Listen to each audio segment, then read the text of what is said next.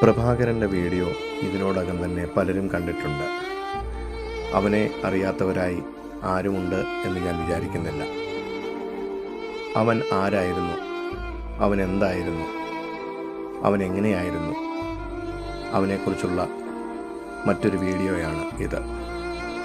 അവൻ്റെ ജീവിതത്തിലെ പ്രധാനപ്പെട്ട ഒരു വീഡിയോയാണ് ഇത്. അവനിപ്പോൾ എവിടെയാണ്, അവനെന്ത് സംഭവിച്ചു, ഈ കാര്യങ്ങൾ അറിയുവാൻ താല്പര്യമുള്ളവർക്ക് ചാനലിൽ ഇതിൻ്റെ വിശദമായ വീഡിയോ കൊടുത്തിട്ടുണ്ട്. വാളക്കുഴിയിൽ നിന്നും ഒരു സൗഹൃദ കാഴ്ച ഭാഗം 2 കാണാത്തവർ ചാനലിൽ ആ വീഡിയോ പോയി കാണുക.